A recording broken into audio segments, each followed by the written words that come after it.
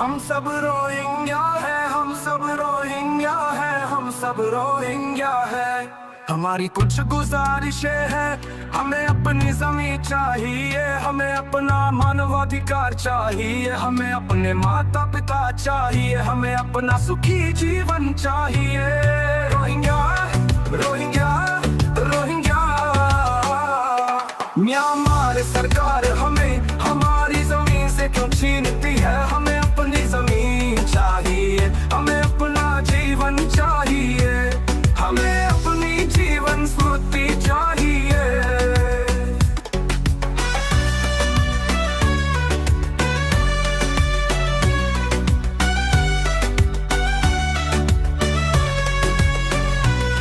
हम बहुत दुखी हैं, हम जानते हैं कि हम रोहिंग्या है।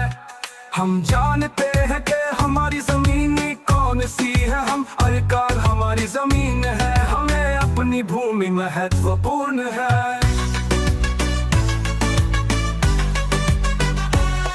हम अपने अरकान से 2007 में बांग्लादेश आए। हम लगभग 8 वर्ष पहले बांग्लादेश में है, लेकिन हमें नहीं पता कि हमारी जमीन कहाँ है। हम नहीं जानते कि हमारा अरकान कहाँ है। हम रोहिंग्या है, हम रोहिंग्या है, हम रोहिंग्या है।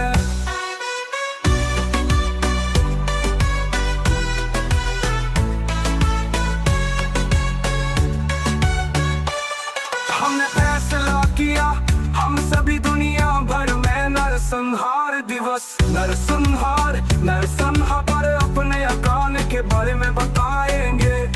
हमें अपने जीवन के बारे में, अपनी जमीन के बारे में, अपने अकान के बारे में कुछ भाषण देने की जरूरत है। हमें आशा है कि आप सब हमारी बात सुन रहे होंगे।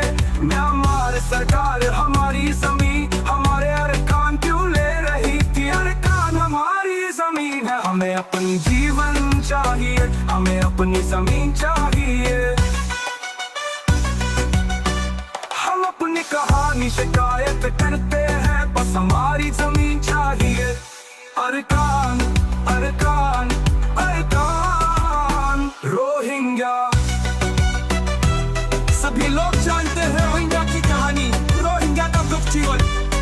रोहिंग्या रो रही जिंदगी सिर्फ अपनी जमीन के लिए, सिर्फ अपने अरकान के लिए। हमें अपनी जमीन, अपना अरकान लेना होगा, हमें अपनी धरती पर जाना ही होगा। हम म्यांमार सरकार से लड़ेंगे और हमारी जमीन लेंगे। हम सभी को बताते हैं रोहिंग्या बहादुर है, रोहिंग्या बहादुर है।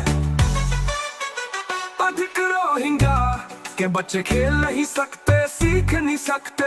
रोहिंग्या बच्चों के लिए सीखने का कोई अवसर नहीं। हमें चाहिए कि हम पूरी दुनिया को म्यांमार सरकार का राज दिखाएंगे। रोहिंग्या रोहिंग्या दुख जीवन, जब हम सुखी जीवन का अनुभव करते हैं। हमारा जीवन सिर्फ अपनी भूमि के लिए है। हाँ, हमारी शिक्षा सिर्फ म्यांमार सरकार से लड़ने के लिए है। हमारी शिक्षा सिर्फ हमारी जमीन के लिए। हमारी शिक्षा सिर्फ बंदूक की तरह इस्तेमाल के लिए।